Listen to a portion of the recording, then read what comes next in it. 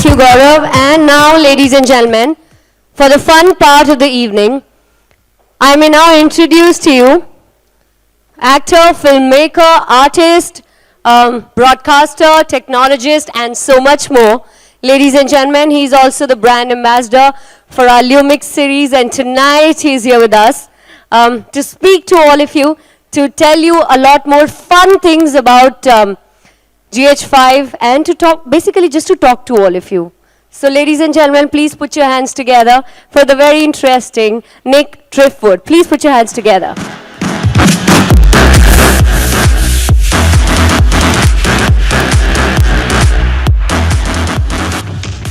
Thank you, Sanam.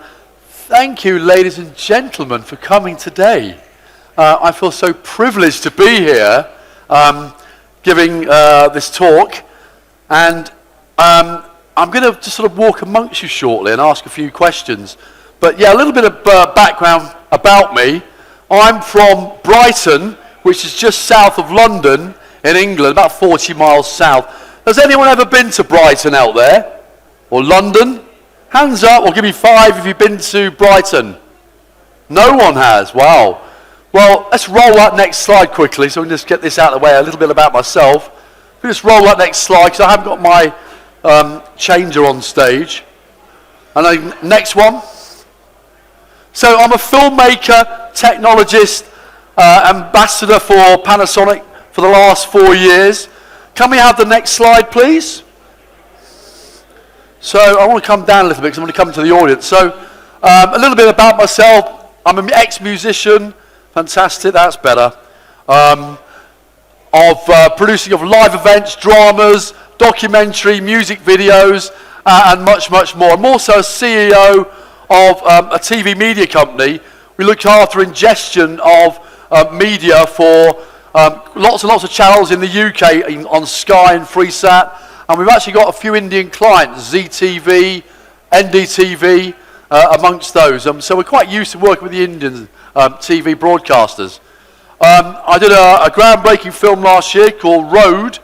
I'm just going to whip by and see if it's there. It's not actually there. I'll go back again. Excuse me, I've got a bit of a cough at the moment. I've just come back from various talks in England at the photography show, and I lost my voice. So I've got a bit of a cold at the moment. So I'm currently in post-production of a new narrative film called Swim to Land. I'll show you a little bit about that in a minute. And my next project is a video 360 film which I'm preparing with the GH5s. So how did I get into the Panasonic Lumix G range of cameras?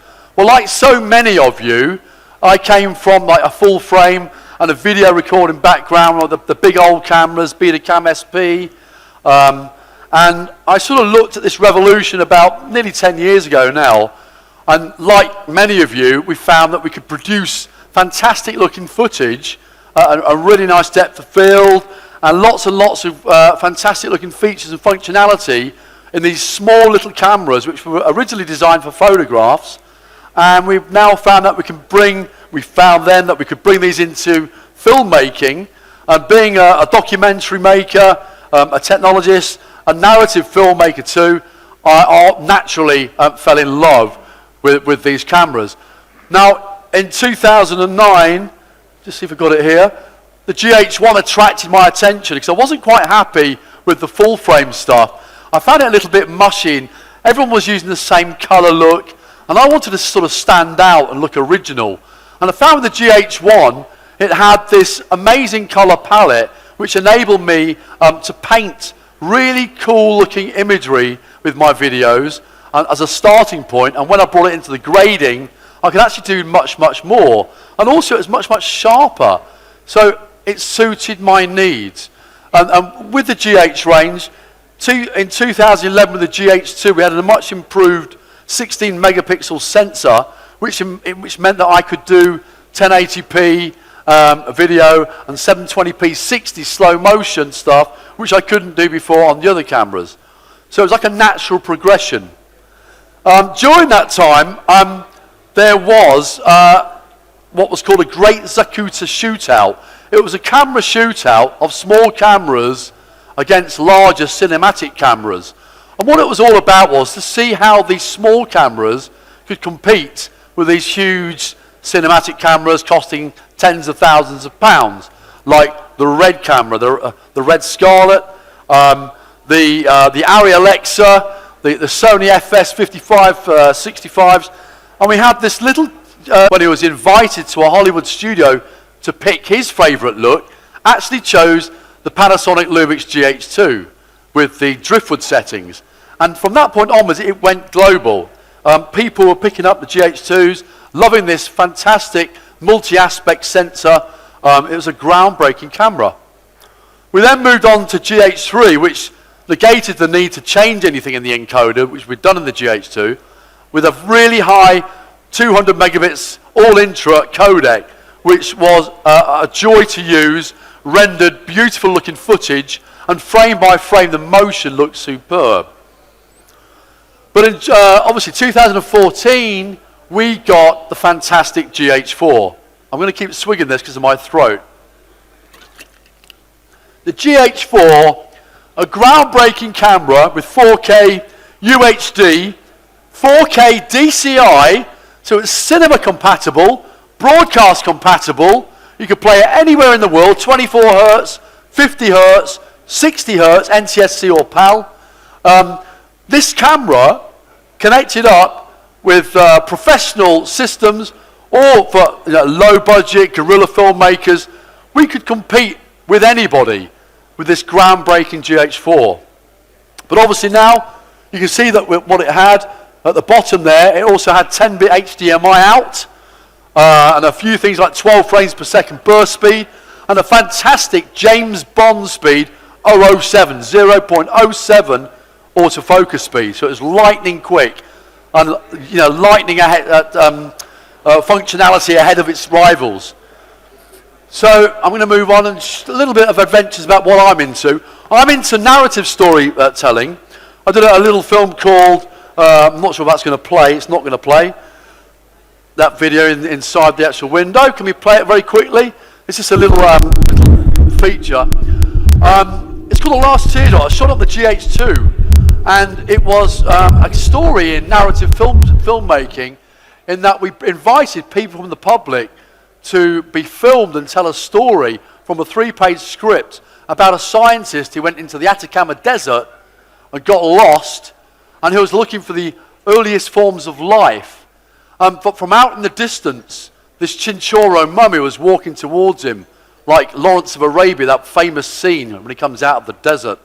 And this Chinchorro mummy was leading this flock of clouds, like sheep, and a shepherd would lead his sheep to safety. And in front of this flock of clouds was a single black cloud, which stopped over the scientist, who was, by this time, malnourished. He hadn't drunk for days, and this single raindrop fell, and he went out and took this raindrop into his mouth, and he was immediately transported from the Atacama Desert, the driest place on earth, to the wettest place on earth. And this is an exercise in storytelling, which a 3-page script which we gave people of the public to come in and tell. So they read the story. We filmed it with the GH2 with a macro lens. We filmed their mouths reading the story first. The second stage, we took the script away and asked them to read it back to us, and we filmed their eyes. So it was interesting to see what kind of engagement and how much they'd remembered once the script had been taken away, how much they actually remembered of the story. Then the third stage, we invited 2 actors to interrogate our subjects, good cop, bad cop style, and ask them detailed questions about why they were what they were doing out there in the Atacama. Why were they looking for the oldest rocks known to man? So it's like a way of finding out how much the person had taken on the story, made it their own story, and become part of it. That immersiveness, which I so often love to sort of extol in a lot of my filmmaking. So that was done for White Knight a few years back with the GH2, and it won quite a few awards out there. So I told you about the Zacuta shootout. The next thing I did was Road. It was when the GH4 came out, we did this exercise in colour and light. I'm fascinated by what the GH range of cameras, because they're so rich in colour, what they can actually give me in terms of breaking it down and analysing the data streams from it. What can I do with that imagery? And so we went out to the American Southwest and we shot over 4 different states, like California, Bryce, the Monument Valley. We did a whole range of Monument Valley. We did a whole range of different territories, Joshua Tree and a few others. And we filmed this amazing imagery and scenery, which hopefully I'm going to quickly play to you on this particular clip. This goes into Vegas, I think. If this plays, we hope it does. So this is Joshua Tree. But I was fascinated by the 4K pictures. This is only a 1080p rendition. Fascinated by what colour we could look at, an edge-to-edge sharpness here as well, and the motion vectors within the encoder. I wanted to pull out that data and see if I could control other systems and use that. And I use this particular stuff to control MIDI and sound effects and transport the imagery into music. So I was asking my audience, what sound does colour make? What sound does light make? So I was intrigued to do, this is available online to watch on Vimeo. It's totally shot on the GH4 in 4K, and you can see even on this, the edge-to-edge sharpness and detail on a moving image. This is pre-stabilization. I wanted to shoot this as though you're immersed on a chair in front of the screen and you're actually on that journey with us.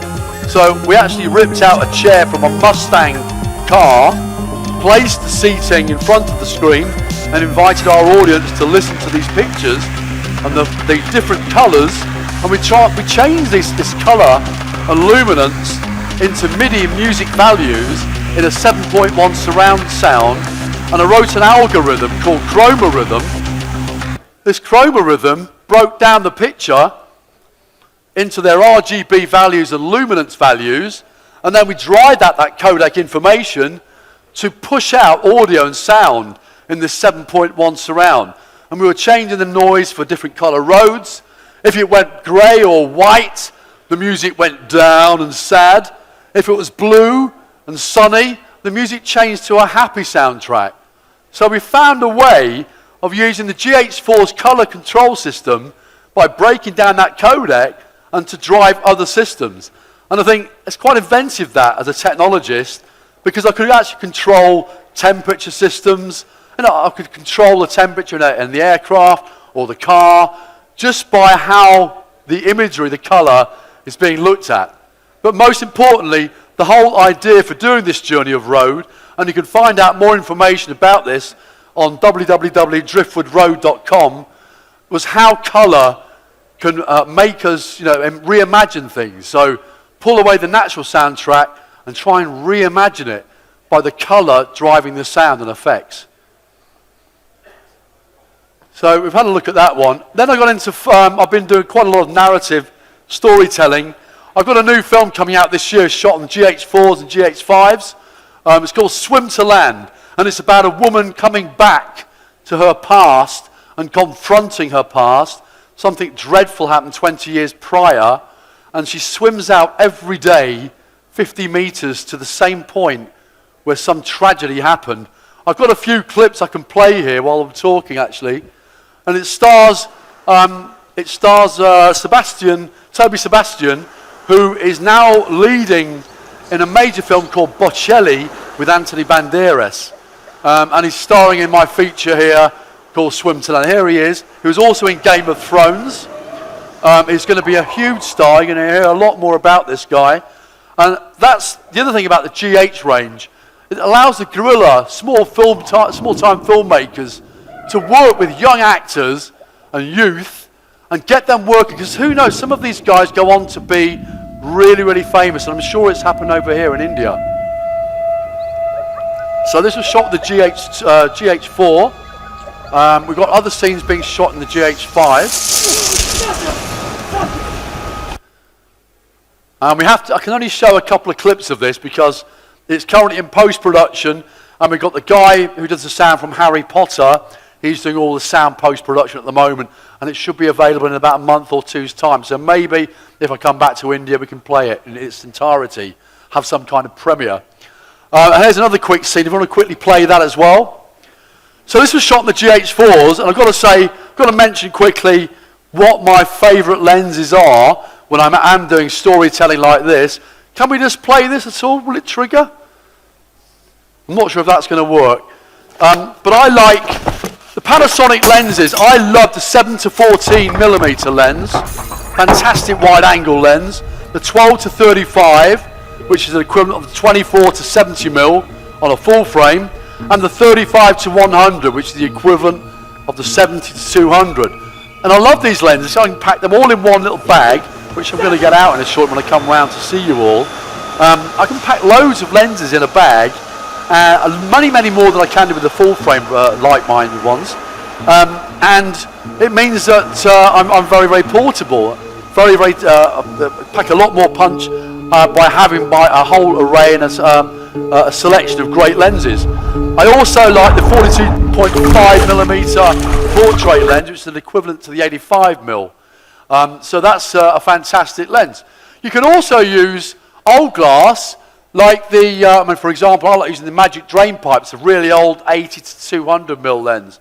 And then you can connect up a speed booster from Metabones, and you've got every option to use old Nikon or Canon style glass quite easily with the Micro Four Thirds format. In fact, that's the great thing about this format. You can use old lenses, any lenses can come down to our format, but you can't go the other way. So we've got the greatest array of lens choice, and you can hire PL mounted glass. I've got some SLR Magic Micro Four Thirds glass, anamorphic lenses, which are really terrific. And we're going to take a look at that shortly. But I'm going to come into the audience now before I move on. And so Sonnam, if you're around, if you've got the microphone with you, who has actually used the GH4? Put your hands up if you used the GH4 in the past. Anyone use the GH4? No one here uses the GH4. Okay, over here. Sonnam, can you bring the microphone? Have you got the microphone? Tell me what you thought of using the GH4 and why you like using it. So stand up and tell us your name. Its color or sharpness. Yeah. Very good color sharpness. Yeah. So it's very good in telly. Yes. It's very sharp in telly photo, yeah? It means we can get in much tighter, especially if you use older glass as well. We can double the focal length of full frame, so we can get in much tighter, very sharp, edge to edge, and the color range is fantastic. Has anyone else used the GH4? This guy over here. This definitely tilts this guy here. Can we have that mic? I'm going to need you to walk around with me, actually. Yeah. Stand Hi, my name is Aditya. Come out and say, this guy you might know of is quite a well-known character, does a lot of wildlife. But tell everyone who you are.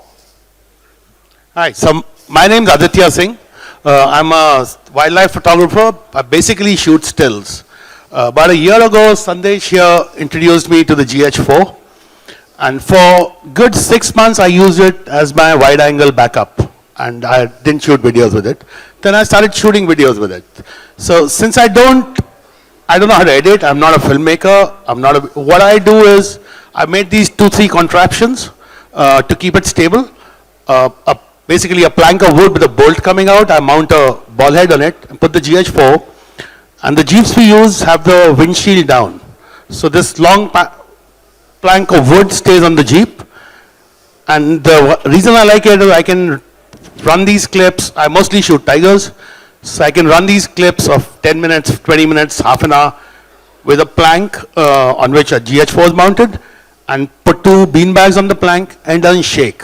So I've like shot 20-minute long videos while I'm shooting stills in the same vehicle, and it doesn't shake. So that is a big positive with it. Fantastic. So, and you're very happy with the color rendition, the depth of field getting out of the lenses. Yes. And you've obviously got some fantastic shots we've all seen. And no doubt, later on, if you want to talk to this gentleman, you can come and ask him and have to take a look and get his email contacts and social media so you can take a look at it. Fantastic. Thank you very much. One more guy, we'll have you up on here. I know, got to introduce you. Introduce yourself, actually. I know that you're doing something similar with wildlife, aren't you? Tell us about why you like the GH4 and the Micro Four Thirds format. How does it help you?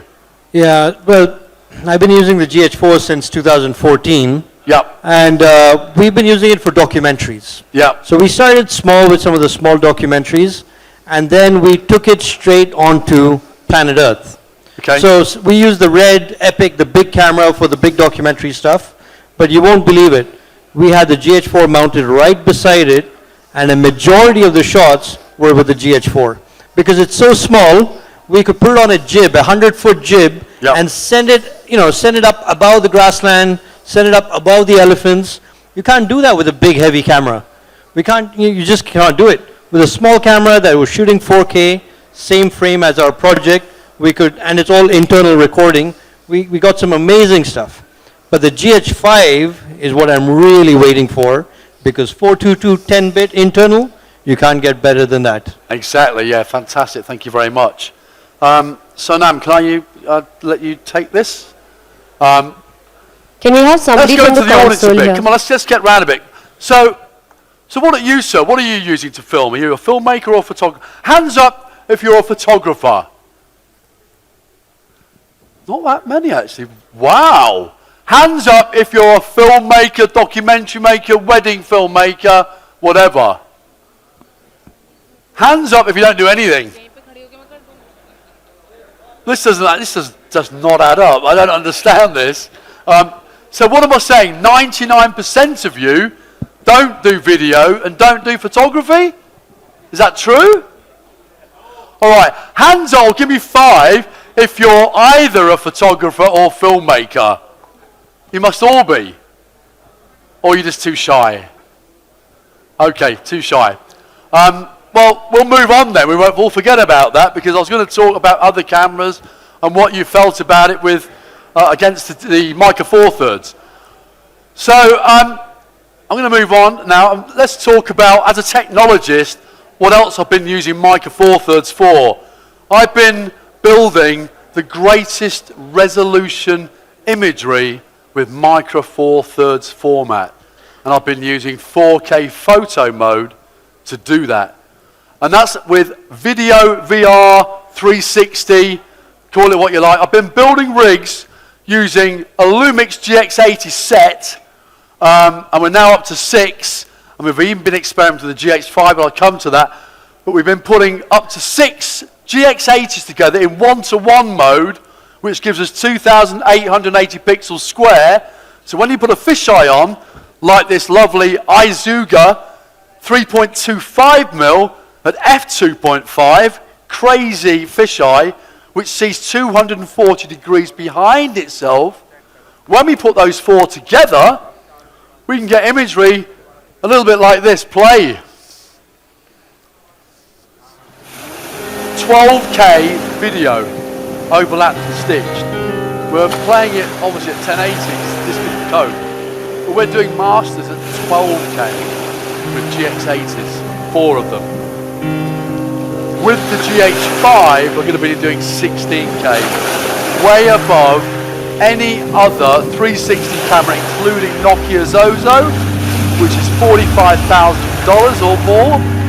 We are doing, the only thing we've got to do is stitch it together manually, but from what I've seen out the Ozo and other 360 cameras, you still need to gen lock or sync them up in post-production because they're not 100% accurate. So we've had a lot of fun. This is a 360. When you wear the headset, you can look all around these worlds. Have you all had a go on these things? Yeah? So you know what I'm talking about. So this is Brighton Beach, where I live. We've got an old pier over there, and here is the old pier in the dark as well. It's a little bit, we've got an interlacing of effects going on at the moment. It's not quite right. But you can see, even in the dark, and this is like 8 p.m. in the evening, you know, we're getting really good resolution without that much noise at all, yeah? And we're speeding it up. But normally when you speed footage up, it looks pretty rubbish. This is looking fantastic. I don't know what's happened there, but you can see here, another shot of myself, and I was asking the questions in 360 world, how do we tell stories in this exciting new medium? Where do we place the camera when we're trying to tell the narrative? Are you first person in the story itself, or do you put it into a position where there's a new perspective to the story? So we're trying to find out new ways of telling stories in 360. This is a video, saw the fire there, bit of graffiti here in Brighton. But this is just a quick collage showing you what you can do when you stitch multi-cameras together. And I really hope in India that some of you are looking at 360, because there's a hell of a lot of money being pumped into this industry today and not many decent filmmakers telling stories. So please take a look. GX80 is very low price. You can put 4 of them together and formulate a fantastic 360. And if you want to really go over the top, with the GH5 6K photo mode coming out, 4x3 with a ridiculous pixel ratio, you're really going to have something so sharp and detailed that when you do render it down, even down to 4K for the visors, or for YouTube 360, Facebook 360, Vimeo 360 playback, it's going to look great. This is one of those sort of rehearsal gigs. And if you actually wear the visor, we found people when they wear it, because we placed the cameras right bang in the middle of the keyboard, the drummers, the singers, and they were grooving and playing in amongst being in that scene.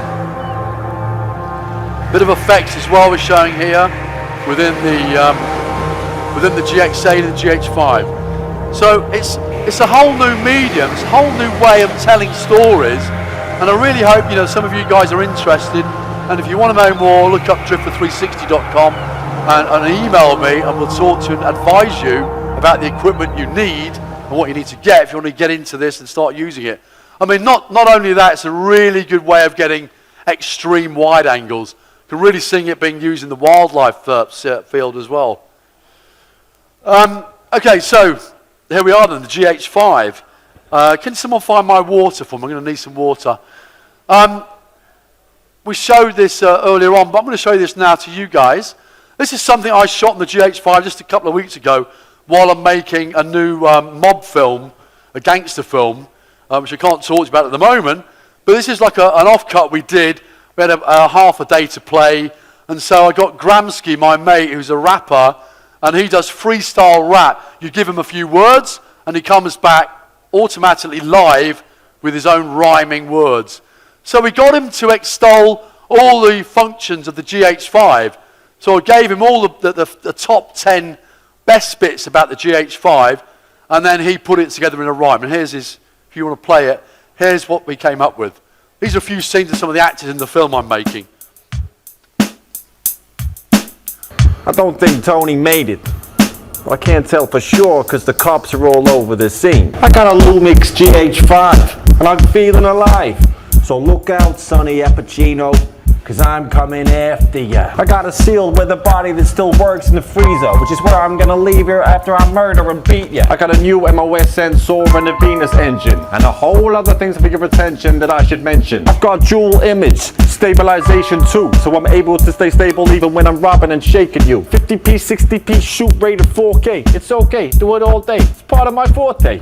I can do 180 frames per second in HD. It slows me down till I sound crazy. I said I'm quality. Shot with the monochrome L, the new Leica look, which is the picture profile in the GH5. But what surprised us the most was that I was filming, like literally walking back like a moment like this, backwards, just with the GH5, no gimbal, no kind of stabilisation, with the dual axis image of stabilisation too. It's just so smooth. I mean, I'm getting pushed about a bit with some people behind me, but it's really, really smooth. And I think people are really going to love July S2, especially with the brand new Leica 12 to 60 lens. It's absolutely incredible. Up higher a bit on the audio. Support a little bit of construction. This is the function. What the hell is going on? Yes, it's the end of your junction. It's like ding dong, ping pong, like a bit or bumblebee, a twist and sinking shit. I'm going with the penmanship of London. This you're ending this. I am in the place to say, yes, I am so offended, bitch. And your mom and your dumb and you're stunning. I am in the place to keep walking and keep running, cause I'm operated all the damn time. I got rack focus pulling with focus transition. Focus on the jokers from any damn position. I can make the great and fantastic cinematic cut with vlog assist, 4 looks all up. Hey, Nick Driftwood, are you with the booze? Do a little tune and a little bit of a boon and a little bit of a we'll move on from that. So I had the pleasure of being one of the first to play with the GH5 for 1 hour over Christmas time at the end of 2016. Yumatsu-san, one of the top legendary guys from Japan, came over to London and he pushed the GH5 in my hand and said, "Nick, go out there and shoot something for an hour." And it was an alpha version, so I didn't quite know what to expect, and it was set on the Rec 709L. It's a new profile called Rec 709L, yeah? And it's a setting designed for broadcast, pretty much, and it means it's broadcast ready, broadcast safe. And I had the pleasure of shooting a few seconds in the pre-disclosure, well, an hour, in fact, of footage of people's skin tones and imagery. If that's playing, can we have a quick play on that? I didn't exactly know what I was doing at the time because some parts of this are quite overexposed. But this is Notting Hill in London, the famous market, the famous scene from the film Notting Hill as well. We were just speeding up. We have variable frame rates now in the GH5. We can go from 2 frames per second, which means I can speed it up like that, or I can slow it down to 180 frames per second. Really slow motion, and the image quality is really, really good. But this is using the Rec 709 profile. I think I was just slowing down in this particular mode, 60p on the timeline at the half 50% frame rate. But you can see the skin tones for Rec 709, even though this is just a 1080 rendition, this was done in 4K, and we're showing this at roughly 1080 on here. But it was incredible to see the actual colour quality, the colour depth, and how it looked with this Rec 709 profile.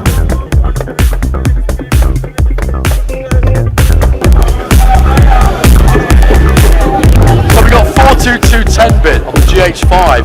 That means we got better chroma subsampling, better than any before, better than any camera in its price range, up to, I don't know, easily $10,000.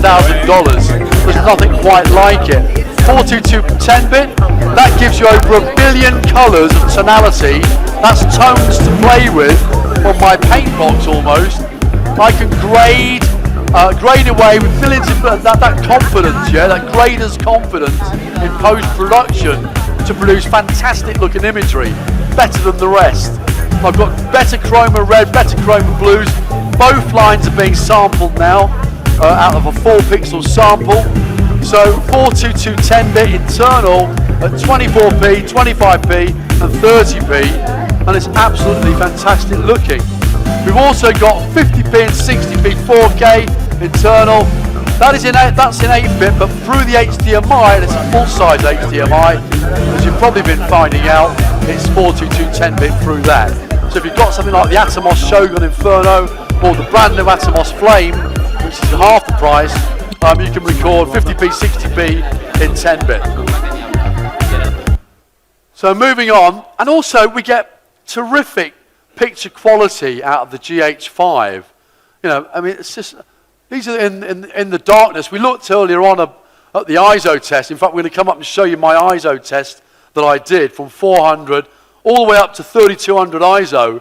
In fact, well, we go beyond that, but we found that 3200 ISO is very, very clean. And that's an extra stop of variance over the GH4.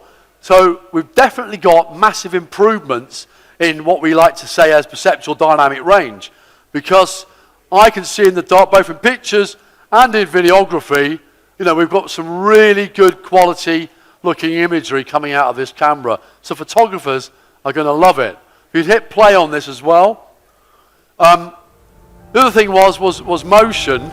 If could someone get my bag out over there? I've got a lot of cameras in a black zip-up bag next to the operators. This is Ditchling beacons in Sussex. And I was using a tiny little slider, which is another thing you can do with the GH range. They're so small and light, but so powerful. You can put them on with accessories like this. This is an Edelchrome slider, motorized slider. It's only a foot long, and you can put it in your bag with your lenses, and you've got a professional look of being able to sort of glide in and out, and with that stabilization which Panasonic have given us with the dual image stabilization 2, it makes things really nice and smooth. This was shot with a Kawa 8.5 lens, 2.8, another beautiful lens which I like to use. But yeah, this is up in the countryside near Brighton, where the land meets the sky, as we call it. And there's a bag in a zip-up bag there with a grey bag inside it, and I'm going to show you what that slider looks like. Apologise for the slight interference we're getting. I think we're getting some electronic disturbance from the hotel. But you can see here, the land meets the sky. Again, with 422 10-bit, I'm getting no stepping, which 8-bit gives you. 8-bit only gives you 16 million colours, because that's 256, 256, or 255 rather. 255 by 255 by 255 gives you over 16 million colours. With 10-bit, you get a 1024, 1024 per RGB, times 1024 times 1024. If you multiply that with a calculator, you get over 1 billion colours, okay? And that means that knocks out things like stepping, very smooth gradations, really good if you're working on green screens or blue screens and you want to mask out subject matter and you want to isolate it from backgrounds so you can place it and get the perfect edge adjustment in post-production. Really, really useful to have 422 10-bit. And obviously with the advent of 10-bit monitors, we're actually going through a revolution, and the GH5 leads the way. We're going through a 10-bit revolution, whether you like it or not, because where do we go with technology? TV manufacturers are making 10-bit TVs. Monitor codes, PC and Mac, they're making 10-bit screens. Even the mobile is looking at ways of bringing 10-bit 422 compatibility. So that means if you're filming in 422 10-bit, you need a GH5, because you ain't going to be able to do it on your rival cameras, because they don't do 422 10-bit. We do, and we do it so cost effectively, we can actually buy 1 or 2 GH5s for the same price as one of our rivals. So fantastic looking quality in imagery. And why is that? Why is that so good? What are we doing? What are we getting right? What are you getting right with the GH5? As I mentioned earlier, the GH5 is the people's camera. I'm going to actually get that out. If you actually open that one for me. The GH5 is the people's camera. It's got a 20.3 size sensor. That's about 17.3 millimeters by 13 millimeters down. And that's an incredible improvement over the GH4, because that brings us an extra 25% pixel count, yeah? And you can see that maximizing picture power, picture quality, and picture resolution. We've also got, with that sensor, 1.66 speed faster readout. And you can see by my cold, I'm about to sniff. So, if we're 1.66 times quicker, that means our rolling shutter is much improved. So if I go from left to right, panning, yeah, there's less jello effect. You know that effect which you see on the full frame cameras? Really bad. GH5 is fantastic. It's almost global, not quite, but it looks like global shutter. I mean, no one goes like that, they'd be mad to you, but if you do like that, in my opinion anyway, it's really, really good. So together with dual image stabilization and panning, the GH5 is an incredible workhorse. Very powerful. We've also got Venus Engine 10, yeah? And that brings 4 new algorithms looking at ways of increasing what's being read off the sensor. And I did forget to mention that we've actually removed the low pass filter, that low frequency range which makes, it's been put on to sort of cancel out moire. You've all heard of moire, when you get that sort of checkered effect, clashing, and it looks awful, yeah? Well, because this is so powerful, this sensor, together with a 5 RISC processor engine, it means we don't need to have the low pass filter anymore. We can remove it. And with that being removed, it's a much sharper picture. And that equates to a natural expression in which directors and photographers who want to be able to render directorial intent to its best quality, they can now do so with the GH5. You've got three-dimensional color control algorithms going on. They look a little bit like some of the codec algorithms that I was messing around with, but they're really good. They've got like de-blocking kind of filters, which de-blocks the squarey sort of, where the contrast changes between light and darkness. Sometimes, like in a poor JPEG, you get stepping, don't you? Well, with this, it's got this kind of de-blocking effect, which makes edges really smooth, really filmic, really beautiful edges. And I'm really excited to be able to use this in my current film because it looks so cinematic. And the color as well, very natural and true to life image. And if you're a director of filmmaking, and you want the best possible colors you can play with 422 10-bit and the faster processing, the better sensor, this all adds up into fantastic dynamic range, color, the best we've ever seen on a Micro Four Thirds camera. And the increase in speed. Because it's a one-to-one readout, there's no, that means there's no cropping like the GH4. The 4K in the GH4 was cropped in the past. The HD side wasn't, but now with the GH5, because it's a one-to-one pixel readout, it means there's no cropping going on whatsoever. It means if I put an anamorphic lens on at 4K, I'm going to get ×2. If the anamorphic lens is a ×2, I'm going to get one-to-one proper rendition. Now we get on to the better dynamic range. So visibly, you might have seen this online. This is a test I did outside my house. I went outside the door, lifted the GH5. This is about 3 or 4 weeks ago. I was asked by Dan Chung from News Shooter to produce this. He's a very well-known vlogger. And we're going to play this quickly twice probably because it's pretty quick. Can we hit play on that?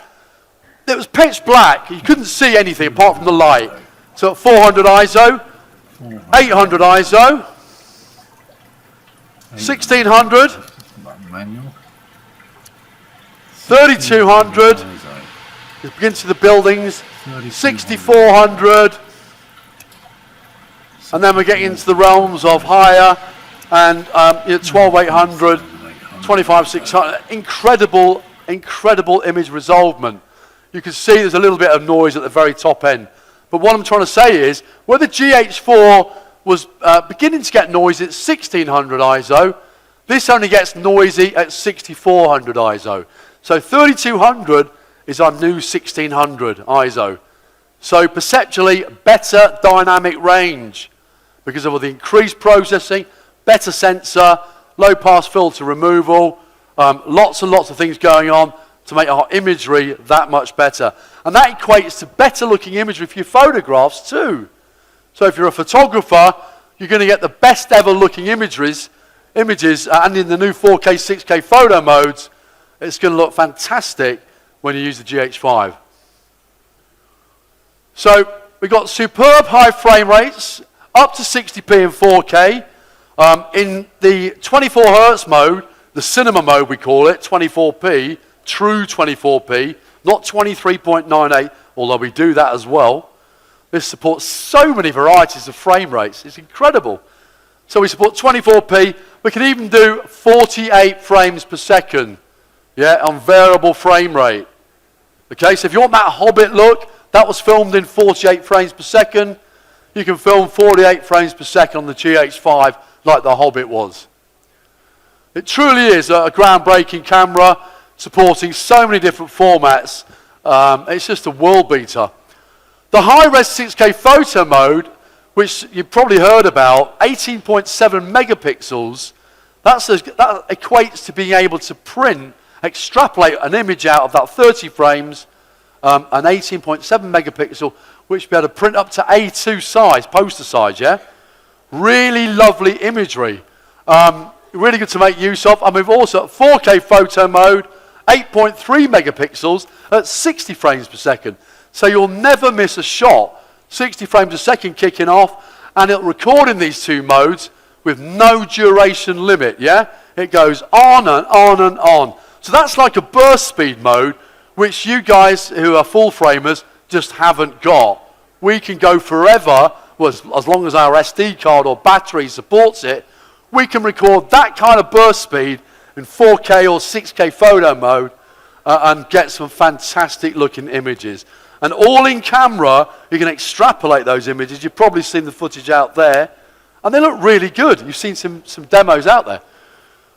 Of course, we talked about the rich 42210-bit and the fantastic dual image stabilization 2 with 5 axis. So you've got 2 on the lenses, all the ones which are supported. And then you've got a 5-axis stabilization in the body. Now, if it's not an electronic lens and it's a manual lens, you still get 5-axis image stabilization in the body. Yeah? That means if you're using a Metabone speed booster and it's got an EF or another version which might be a Nikon style lens, yes, you can make use of 5-axis image stabilization on the GH5. Of course, we don't want you to do that because we think our Panasonic lenses are better, and I think you're going to enjoy the full 5-axis which we've got. Now, in video, you also get an electronic 2-axis extra, which you can switch on, which kind of pans and scans if it gets even more jerky, and it will try and steady the picture even more. So what I'm trying to say is, it kind of negates the need to go out for the basics to get a gimbal. You don't really need stabilization for a lot of the shots because it is so light. And that's really powerful because with the GH5, you know, you can start, it's such a small body. If I just get it out of the bag, by the way, that was my little slider, the Edelkrun slider, fits in my bag, nice and cute. They've worked it out, really wise guys, these guys. They've worked it out, 1 foot is all that most slide shots are ever edited to. Very clever. So they just made a 1 foot slider. And it's got a battery on the back, and you use your phone, and it just works with your GH5, slides across, nice and whatever. You've got a Z-bend top on there as well, so you can angle it. Really nice sliders, built for the GH5. So my camera is here. Here is the GH5. From this small little body, we can build, you know, a massive cinematic system. I can screw on anamorphic lenses or large lenses. I can put a matte box on, I can put French flags on, I can mount it onto whatever accessories I need. I can put together my XLR1 professional audio. If we get the XLR1 out, I'm going to show you that now. We can build from a very small unit. In this pocket here, so there's a microphone. Get that out for me.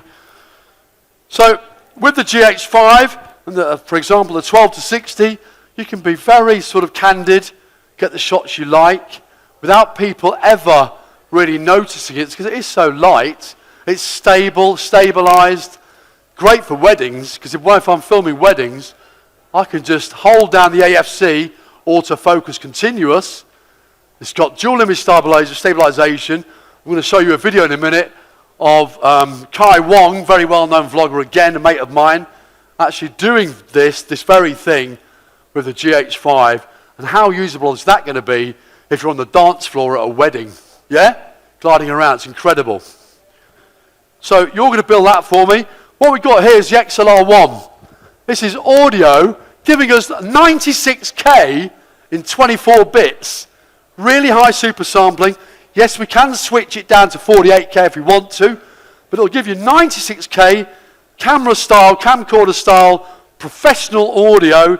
You can set each manual pot to whatever setting you want. You've got auto level gain control as well, and you've got filtering for wind, etc. And I invite you to have a look at this later on. But if you want to build this up for me, put that onto there. And you put the mic into there, put the XLR, put it into one. So that will do mono sound and a backup of the mono sound over the stereo channel, or you can have 2 mics, one in the film, maybe one Lavalier or whatever, or a separate mic optimally set for the interviewer, stuff like that. Fantastic. Now doing that, I put my controller down. So dual image stabilization, brilliant. Now what is 42210-bit? Does everyone know? Hands up if you don't know what 42210-bit does. You don't know?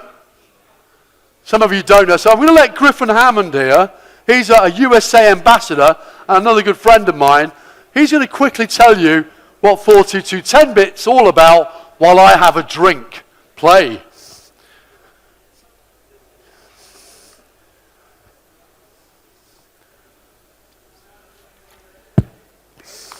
Is it not playing? Yes, you can. Yep, yep. So this is 422 10 bit की जो बात कर रहे हैं ना अभी, आपको मालूम है ये 422 10 bit क्या होता है ये? Is it not working? Okay, well, then I'll have to explain Nick, again. just a minute, yeah. जो हमारा एक्चुअल डाटा है ये उसका 50% देता है 4.22, 4.444, 4.420 ये तीन अलग अलग सेगमेंट है 8 बिट में 10 बिट में जी अभी इसी SLR कैटेगरी में पर्टिकुलरली अगर आप देखोगे 422 8 बिट आपके जो कैमराज हैं दूसरे DSLRs में होते हैं, अगर 422 10 बिट होता है उसमें ज़्यादा कलर होते हैं. अगर आप 422 8 बिट की बात करते हो 16 मिलियन कलर्स होते हैं, बट 10 बिट में 1 बिलियन कलर 100 करोड़ कलर होते हैं जिसमें कलर रिप्रोडक्शन बहुत अच्छा होता है. ये फीचर यूजुअली जो 30 से 40 लाख के कैमरे होते हैं उसमें होता है, बट यहाँ पर अभी इस कैमरा में पर्टिकुलरली इनबिल्ड है, आप रिकॉर्ड कर सकते हो. ये बहुत इंपॉर्टेंट है इन फ्यूचर. अभी जो वेडिंग में यूज नहीं कर रहे हैं उनको भी यूज करना पड़ेगा, और अभी जो प्रोफेशनल फिल्म मेकिंग में डॉक्यूमेंट्री में है they will use that in the near future and they understand that feature. तो अगर आपको थोड़ा इंग्लिश में थोड़ा समझ में नहीं आ रहा आप अपना पूछ सकते हैं हमसे, राइट? हाँ जी. Okay, so Gaurav, we can play that video now, hopefully. Yeah, is that right? Play Can we करके play वीडियो it? बताएंगे and you'll understand that. So let me explain what this actually means. 10-bit and 422 are both ways that we talk about how we capture color. The GH4, which I'm shooting with right now, captures 8-bit color, which means it captures 256 shades of red, 256 shades of blue, 256 shades of green. That's 16 million possible color combinations. The GH5 with 10-bit internal recording means it gets 1024 versions of each. So that's a billion color combinations. Now, before you get too excited, you can shoot 10-bit internal, but your monitor at home might only play back 8-bit, and YouTube videos only play back 8-bit. So you may not even notice the difference. But if you're a colorist or someone who does green screening, having 10-bit color internal could be very useful. Likewise, 422 is another way we talk about color. It's called chroma subsampling.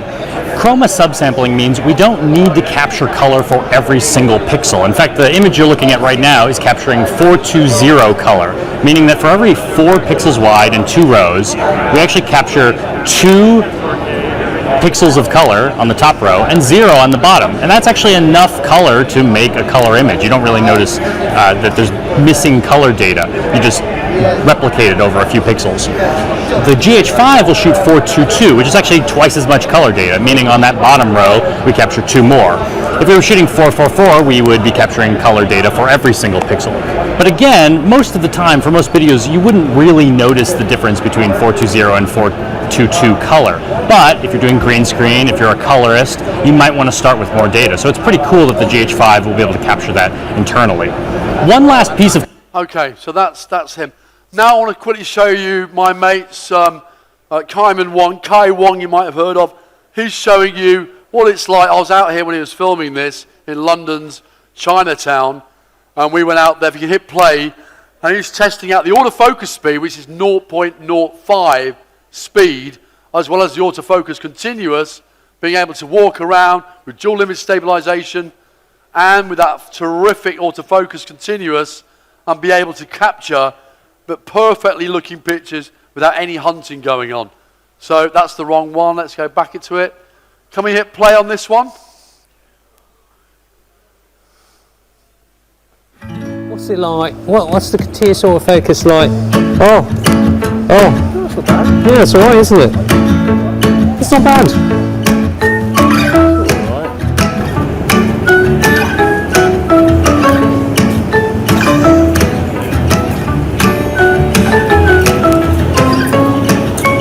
Go onto the phone, Kai, phone, Kai, phone, Kai. Oh, it's not quite got that one. So it's touch focusing. Got it now, and then back to the phone. 255 points you can do now. Kai, We'll show you this close up Kai's eye. when we do this. So he's touching on the screen from one point to another, and it's 0.05 focusing. I feel like a tourist. A to B. Now, with the 12 to 6, the same lens as this, the dual image stabilization, no post-processing at all. This is half down on the shot on the shutter button, and literally stable, no hunting, and it's going around this model coming up shortly anyway. And you can imagine how useful that's going to be when you're filming weddings or any kind of documentary stroke filmmaking. You can see how much is going around these camera makers, yeah, with a 12 to 60 lens. Very, very smooth action. Let's take our amateurish equipment away and go somewhere Now else. we're following Kai, and it's literally stable, That doesn't shoot smooth, 4K. going around him. Let's go. No hunting there at all. Perfect rendition Wow. of autofocus continuous. And you can have a go on that later on when we get to the back there. What was me? Okay, so we're going to move on from that. What else have we got on this fantastic camera? Superb high frame rates up to 60p. If we play this as well, play them straight away now. This is showing you a slow motion, 180 frames per second, seagull, a seagull called Ernie, who comes down every day onto Brighton Pier and eats at the same place. And look how sharp it is. It's incredible. Outside in the daylight, incredibly sharp and blown up. I actually blew this up to 4K originally, so it's back down again to 1080 here. But you can see edge-to-edge sharpness, 180 frames per second, and the backdrop on the 12 to 60 lens, we've got a really nice depth of field as well.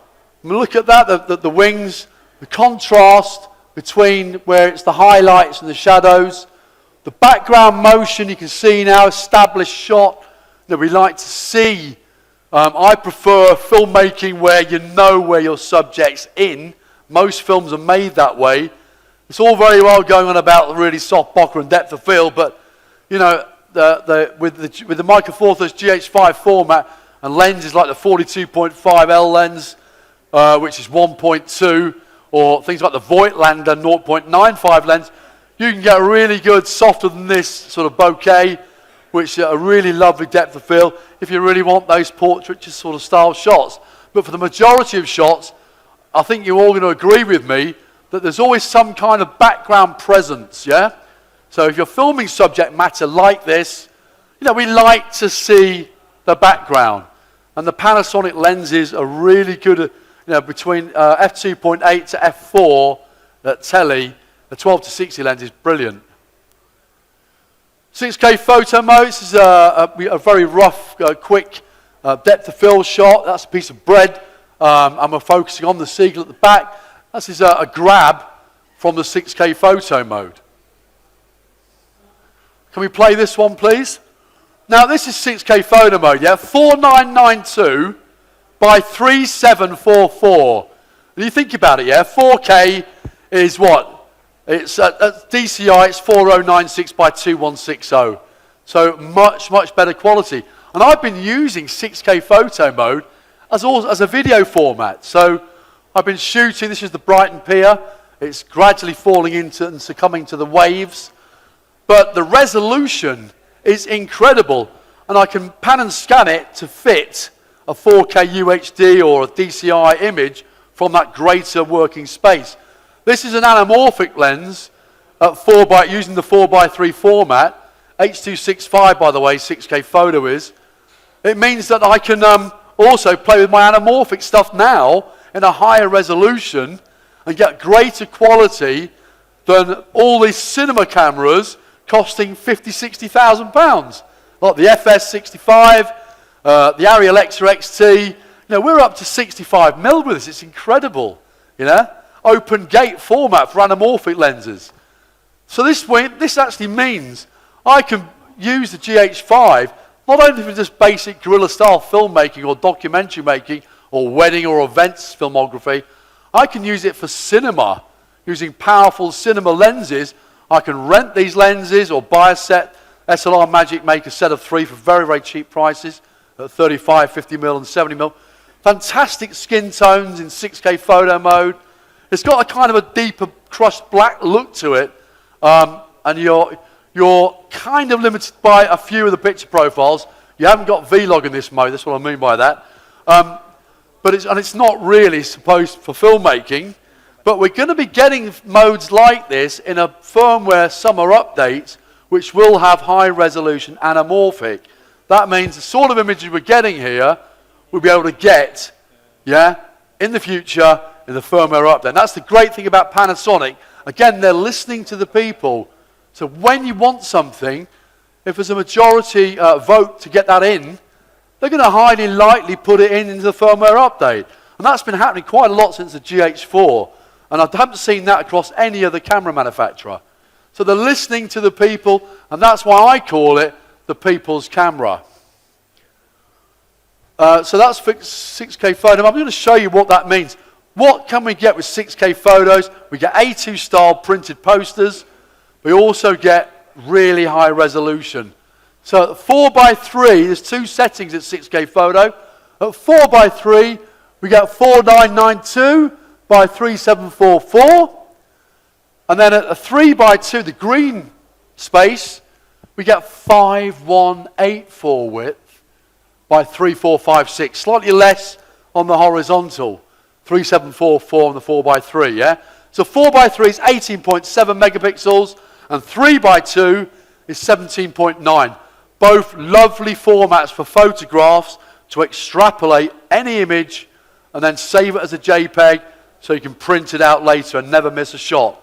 Or you can play about like I did as a filmmaker and use it, in this case, a 1080 screen, 1920 by 1080. Look how much real estate. That's 4K here, yeah? That's 6K. This is the effect of 6K which you get on this GH5, which you won't get on any other full-frame camera unless you're prepared to spend over 10 grand. Okay? Actually more than that, because even one of the, I won't even mention the name, which a lot of people seem to think is amazing, it's nowhere near as good as this. So the GH5 is groundbreaking on many, many levels. This is a quick 3:2 recording to show you what that looks like. Again, it should be Ernie, I think. So here he is, picking up the piece of bread. You saw him out of focus before. And now that's how quick it is, 0.05. You see the speed of that? Insane speed, okay? You'll never miss a thing. You'll never, I mean, the autofocus is something else. It's a dream to be seen. I thought 0.07 was quick. But with this at 0.05, incredible speed, bang, you're on focus. Really important for photography, really important for filmmakers as well. So we're going to get to rack focusing, talking about that over there shortly, where we've got a new feature on the GH5, one that I asked for when I sat down with engineers, and we've got it in there now. We've got ABC 3-point rack focusing. We can set up 3 different focal lengths and switch between them either programmed or by touch. And you can delay by 5 or 10 seconds, the intermittent delay, or you can set the fade of speed, so the speed of fade rather. So you can make it a really fast fade in or a really slow fade in or fade out to the next particular setting. So rack focusing, another brilliant setting coming with the GH5. We've got, you can download Vlog-L for the GH5 like you could do with the GH4, but we've actually got a brilliant new idea, which again a lot of vloggers asked for, Vlog Assist. A lot of vloggers moaned on the GH4 they couldn't see how to expose correctly, and they wanted a way of being able to expose their imagery. The ones, because everyone was saying you need to expose 1 or 2 stops into the highlights. Some people were saying 1 stop into the shadows.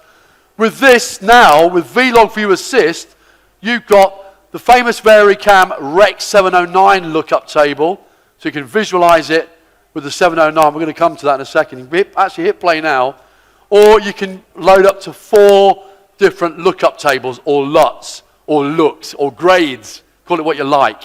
Grades as in how you intend your film to look. How much color, how much contrast, how much luminance, yeah? So it's a little bit extreme on here because it looks different on there and on different on there. This is the problem with 8-bit and 10-bit monitors. But you get that grey flat gamma with Vlog. Yeah, it's a logarithmic curve which comes from the Cineon film development from the 50s, 40s, whatever, ever since I've known from Kodak. And what the curve is, and you see it in like S-Log, C-Log, We've got our V-Log with the VariCam, and we've now got it on the GH4 and GH5. It's a very flat gamma. It compresses as much gamma as we can in dynamic range into a small space as possible, and then in post, we can expand that out and color it and bring back the color we want to achieve, the look, the grade. So, for example, in DaVinci Resolve, you can do a grade, scene by scene, and now in the new DaVinci Resolve 12.5, you can right-click over any clip and save that look or grade, and then export it as the VariCam LT, the VLT format. Export it, save it, load it up into the root folder of your SD card, into your GH5, and you've got 4 reservation slots to put 4 different lookup tables or looks or your grades into. That means you can actually now record what you're finally going to get. You can see, exactly what you're going to get when it's actually edited in post-production. But it'll still save it as V-Log on the SD card. So it doesn't burn it in. Excuse me, I'm a little bit chesty here with my cold. This is extreme. It's not like this on a 10-bit monitor. This was graded on 10-bit and it looks completely different. So it looks a little bit overexposed and the reds and whatever. It's not like that on a 10-bit monitor. Somebody asked me the other day when we was in Mumbai and we had to get him up on stage just to prove it. Because on the monitor over there, which you're looking at, it looks different to this one, which is too red. But believe you me, the fun and ability to use grades in camera is a really unique proposition to filmmakers and Lumix GH5 users. And again, there's no other camera I know of in that price bracket or anything near. You're going to have to spend over 10 grand or get an external recorder to look and achieve the same effects we can with the GH5. So I was taken aback that they actually included that. The V-Log View Assist, it shows you now with your zebra set to 75 or 80%, and you put your LUT in, you set it up to show. In fact, you can actually do a false color LUT. If anyone likes false color to get exposed correctly with, you can actually load up a DaVinci false color LUT, and it will give you that effect of having that. Having said that, something I haven't mentioned yet, and I need to sort of show you, and you probably heard about. I'm going to quickly whip round because I fancy a quick walk round now. You also get 2 waves in movie mode. Just make sure it's on movie mode. You get a vector scope and a waveform monitor on screen, which works really well. I don't know if you can see that. I'll just move that out of the way. And it will show you across the picture the highlights. Can you see that, yeah? So where you get the highlights, it's going up into the IRE values, and where it's darkened to the shadows, and you can move that waveform around. Can you see that? Moving that around. Really good when it's on the eyepiece. Very fast eyepiece when it's actually on. Very fast from eye to screen now as well. I'll come and show you guys. There's a waveform. The vector scope. Now, let's just bring that one up. That's the waveform. And here's the vector. Yeah? Vector form is where we look at the chroma colors, yeah, and the illumination to see if the colors and the hue are correct, if you don't know what these waves are. But these two very powerful filmmaking waveforms are really, really useful. And especially if you put it to your eye, you've got glasses on, son. This is actually built for people like you as well. Is that good or what? Fantastic.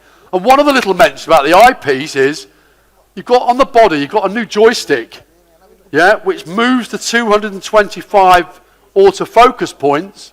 And the useful function of it being that when you do put it to your eyepiece, you've got full control of where you want the focal point to be. You can move that around, yeah? It's probably best if I quickly show you this like this. So if you've got 225, there's your 225 squares. I can make that area, I can drag and make smaller or larger. I can say, let's have that in exposure. Yeah, 0.05 per second. Or I can go down to just one dot alone. Pinpoint accuracy at 0.05 of a second. And you can have that on your eye and control it with the joystick. It's not there for jokes, it's not for playing Space Invaders. It's there for playing and making sure you've got perfect focus. Fabulous function, fabulous addition. So, if I move back up here again, back to my controller, we're going to have a little play shortly down the back there. So, I know you're probably getting a bit restless. So here's my grade and save. Here's the Panasonic VLUT now supported. You can generate a 3D LUT within DaVinci. DaVinci is the world leading in Hollywood grading colorist package. That's why I keep going on about it, okay? It's the one package where you've got lots of parades and waves and ways of grading properly and correctly and bringing in your own LUTs and exporting your LUTs so you can use them in the GH5. And this is why a lot of colorists and filmmakers are really interested in the GH5 and what it can do. Okay, another package which is really good. When you get your GH5, you're going to find you might want to bring it into ProRes and all Intra style compression. And there's a package called Edit Ready, really cheap, and that'll just rewrap it, the Kodak, to all Intra. So let's have a quick look at what we can do with VLUT. Does that play, that one? So just as I said to you earlier, you see your final image, how it looks during filming. Does that one play? Can you hit on play for that one? Normally I have a lectern where I can control it from up here, but the powers that be thought it'd be in the way, but I do prefer being a bit more in control. This is a quick grade in Brighton Market using a variety of different LUTs from a guy called James Miller, which I tried out. James Miller's a world-renowned filmmaker who makes colour LUTs to load up into GH4, GH5.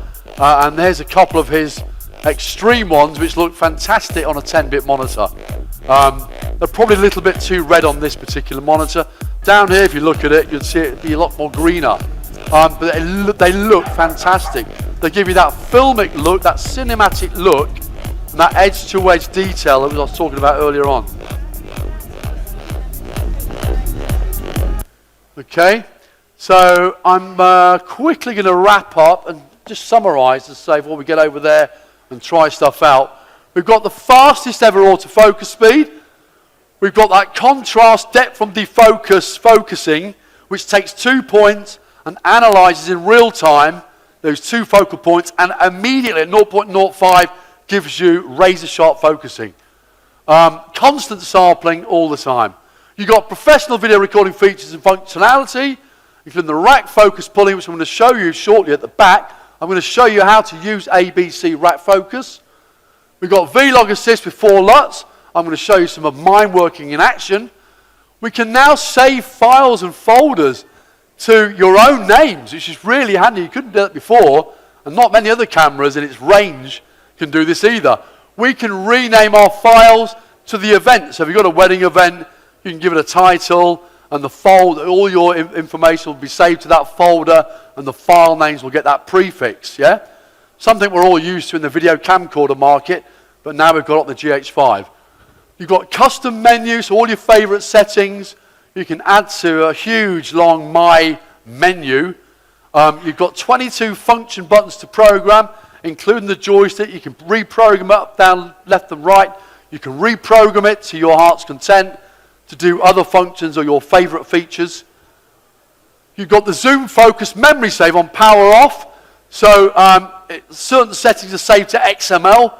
It remembers what kind of information was used on that last shot. So you'll never forget, because you can load it back up, or you can copy settings to another camera if you've got more than one camera. You've got HDMI syncing with time. You've got improved body design. Let me just quickly go through this with you. You saw the XLR1 on there. Hopefully you can see, bring the lights up onto this GH5. You've got a full-size Type A HDMI adapter now, not a mini or micro one. You get 2 screws built in, and you get a free HDMI lockdown and USB lockdown adapter, that will keep your cables really tight. Having said that, Type A is very tight anyway. I'm going to show you with my Shogun in a minute how tight it is. Incredible full size, and it's Type 2 HDMI, which is supporting way beyond 4K. We need that for 50p, 60p. You've got that usual headphone, the microphone adapters. With this XLR1, I must just say, it's actually powered by the camera. The phantom power, if you're using a phantom power mic like this Rode NTG, is being powered by the camera.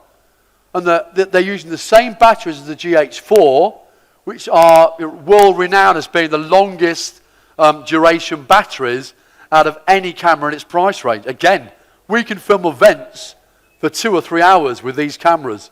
I know all the other rivals, the full-frame rivals, they either run out after half an hour, or they overheat, or they get nowhere near the time you get with these. And this camera, don't forget, when it's doing 10-bit, it's 150 megabits per second. When it's doing 8-bit, which you can switch it to, if you want to save space, it's 100 megabits per second. And the all-intra coming out is going to be 400 megabits per second. But these will support UHS 1, 2, and the new 3s, I believe, coming out, which I haven't tried yet, so I can't confirm myself, but I'm sure they do. So fully compatible with anything which is out there. You've also got a brilliant new high-resolution OLED EVF. So when you do put it to your eye, and give it a go when we get to the back there, you'll see some 30% increase in resolution. And it really does matter, because I found it so good, I don't need to bolt on an external loop. Yeah? I can just use that visor. It's fantastic. Of course, the reclining LCD is brilliant. You know, I can shoot your selfies, up, down, all around. Underneath, brilliant for filmmakers or event filmmakers. Above, you can't do this on any other camera I know of. They all still stick it to the back. You've also got touchscreen functionality. The best OS operating system in the world, the most intuitive camera operating system in the world is from Panasonic. They're leading the way with the way we can use a screen to focus and to get around our menu systems. You know, you don't have to. You can just touch the menu options, go directly to them. With other cameras, you have to horribly go through cursor control, and you're missing the shot. I don't want to miss a shot. I want to get my shot straight away. This is the fastest camera out there to do that. Improved camera design, we talked about, it's dust-proof, splash-proof. Minus 10 degrees this would go down to. In fact, a mate of mine took it to the Arctic about 2 months ago, and it was minus 20 degrees, and this was filming admirably on and on and on. Whereas the other full-frame cameras, they packed in after about 10 minutes. So I've got a 1.62 million dot res LCD. That's improved as well. The menu system is much closer as well than the GH4. So that means you can get around really quick. The real estate has been used very wisely. And I did mention, I think earlier, maybe it was on the earlier session, it's also got wireless dual band for really quick sending of files or images over to your phone or wireless compatible device. Plus it's got Bluetooth, BLE, really fast control with Bluetooth. So dual band 2.4 and 5 gigahertz, 5 gigahertz it supports. And finally, obviously, we mentioned the firmware updates program. Again, because Panasonic are listening to us filmmakers, you know, you and me alike. So whatever your needs are and your suggestions are, you know, we collate these. It goes to engineers. They look at it. If it can be done, they'll do their best to put it into these cameras. And I don't know of any other camera support team or engineering team who actually do that. So hats off to Panasonic for really listening to us. And we're getting 400 megabits all intra, as you know, in July. We're getting high resolution anamorphic. And we're also going to get, I'm going to flick this on quickly to the next screen, because I think I'm actually covering it here. We're going to get hybrid log gamma recording, a new gamma feature. It's not vlog, it's something different. We can record, the first camera of its kind to be able to record a high dynamic range using this new hybrid log gamma curve. You can see where the standard gamma is. It goes out quite early on.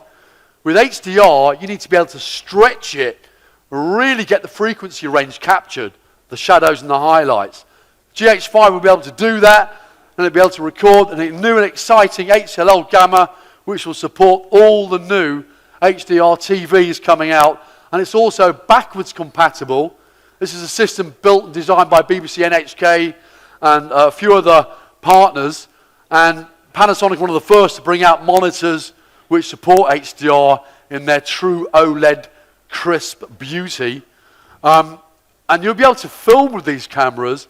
In fact, you'll be able to grade on monitors, TV monitors from Panasonic costing less than £5,000, but the equivalent of £20,000 professional grading monitors.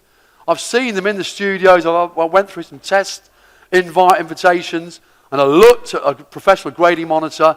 I looked at Panasonic's new OLEDs, their HDR monitors, and I was shocked to see how good these 10-bit 422 HDR monitors are. Really, really good. And definitely need checking out. So that kind of concludes. Oh, I'm going to quickly talk about anamorphic. We can squeeze, as I mentioned earlier, I've been messing around with 6K photo mode. If you hit play, that's how it looks, 4:3. That's how the Sussex Downs look. And then when it's de-squeezed, because it's ×2 with this particular lens, you can see how it looks when it opens out. This is CinemaScope. We are doing, remember CinemaScope, all those big Hollywood blockbusters? We're doing CinemaScope on the GH5. And if you saw this on a 10-bit monitor, the resolution is incredible. Yeah, the detail, the colors. I love 6K photo mode. It's something totally unique. And I really hope they carry this kind of look into the new anamorphic firmware updates, which are also coming in July, or we call it this summer. So I just want to say, I'm going to move that on. You can have a look at that later. My Lumix GH5 connects me to the places, people, and stories I want to share with. And this does an admirable job on all levels. To me, my GH5 meets all my requirements for both photography and filmography. And as a technologist, it gives me the color and rendition that I so crave for. So I really want you guys to have a serious look at this. If you are using other cameras, yeah, have a look at what this can do. It's got its own unique look, like film stock used to have its own look, didn't it? You could buy different film stocks. This is different to what you're probably using. I suggest you pick it up and have a go on it, because the color and the gradability, you can push this further than any of those other full frames I can see under 10 grand. And it's a really, really worthy addition. If you've also got other cameras, you want B cameras, or this, to be honest, will become A cameras to a lot of you, it's a really valuable addition to your kit list. And the cost of it is probably less than many of your lenses you're currently buying. So think about it. And you can mix and match, you can mix and grade with other cameras quite easily. I've mixed and matched with S-Log, C-Log cameras. The GH5 is a revolution. It's a groundbreaking camera. It supports a world format, PAL, NTSC, 24 Hertz for 24p cinema. It does everything. I can't think, and I've sat on all the boards meetings when we're engineering reports, I can't think of any item that they didn't put in. And for that price, it's crazy. Crazy, crazy camera. This is going to revolutionize filmmaking and photography, and I really hope you get the chance to give it a go. We're now going to go over the back there, and let's do a bit of workshop and showing you. I'm going to show you anamorphic lenses. I'm going to show you how it looks with the Atomos Shogun, 50p, 60p out for the HDMI. Yes, you can do it in 10-bit. We're going to look how good the color looks out there. We'll have a go at slow motion, and we'll do a few other bits and pieces. Thank you very much, ladies and gentlemen, for listening to me. And I apologize if my voice is a little bit broken. Now, has anyone got any questions? Yeah, we're going to do that first. Have we got time? Has anyone got any questions before we go to the back? Hello? Anyone got any this one over here, sir? Actually, I'm going to get my water. Okay, fire away. Give us your name, turn round, face the audience, tell us your name, and what's your question? Rajinder Sharma. Into the mic, yep. What's your question? My question is 422-bit in only 4K, 24 frame, 25 or 30 frame. So Is that in full HD? Full HD is coming in a firmware update in April. This is a good question. He's asked, okay, we've got 422 10-bit internal at 4K, but what about HD? Well, it wasn't forgotten. It's just coming in a firmware update next month. So March, April, 2 months' time. You're going to get a 422 10-bit in HD on this camera, recordable internally, okay, very, very shortly. But the other thing is, I want you to try out 4K, because you can transcode it on the fly or with Edit Ready into 1080, and because if you're sampling higher, like anything, if you sample like audio higher or video higher, down to a smaller size, that way you've got two things. You've got longevity. It means you can library your footage in a higher format, and it'll be stored away for use in another day. You never know when you're going to need it, or broadcast it in a higher resolution. But the other thing is, when you bring it down, transcode it down to 1080, the vertical resolution improvements almost look, and people have said this in the past, it's not 444, but it looks like it. The quality is so good when you come down in size. And I was trying to sort of show you that with 6K photo mode. If you bring that all the way down to HD, wow, the resolution is something to believe. It just absolutely pops out at you. It's incredible. Does that answer your question? You want, 422 10-bit, and it does 4208 bits, okay? Okay. So it'll do 2398, 24, 25p, 30p, or 2997, 50p, 60p, 8-bit. The only ones it won't do in 10-bit internally is the 50p, 60p. But you can do that externally through the HDMI. So the Atomos and the other recorders like the Convergent Design Odyssey 7Q, I know they're working on something. And obviously video devices with the Pixie E, they're also doing 10-bit recorders. There's 3 or 4 out there, and you can buy these and they'll record 50p, 60p, 10-bit if you need that in 4K. Does that answer your question? No. Thank you very much. Hello. Great. Another question. Stand up, sir. Tell us your name. Where are you from? Delhi? I am from Delhi. My name is Ashwani. Can you explain what is VLOG 4 LUTs? VLOG 4 LUTs. LUTS LUTs. The 4 LUTs, Yeah. the VLOG 4 LUTs is what I was just talking to you about. We can load in. I'll bring this round to show you all, because it's probably quicker if I come round to you. So when I'm shooting in Vlog, so I set the profile to Vlog. I've got this Vlog View Assist. I can select 4 LUTs into a reservation. You get it? As well as Vlog 709, you get free. So I can switch to that, and I have the monitor display on. So when I'm filming, I see what I'm going to get. Not just the grey Vlog. I see, but it records it to the SD card, the flat grey Vlog profile. So in post, you can still use whatever grade you want. You're not forced. It doesn't bake it in.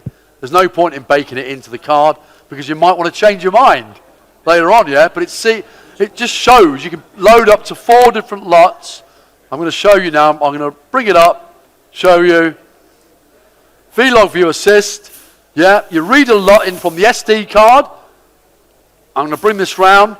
You can see I've got 4 Driftwood LUTs. If anyone wants any free LUTs I've designed a load of Driftwood LUTs from Driftwood Set. If you want any LUTs, nick@nickdriftwood.com. Email me and I'll send them to you for free. Okay? That's how it looks like. This is how it looks. You load 4 different lookup tables, 4 reservation spaces, and you can change those. You can keep loading them up, yeah, into the camera. So you can change the look. I've got ones called Moon, Mars, Indian for Indian skin tones. Mars is more red, gives that red look. And I can change it. Moon is more green and very good in the dark.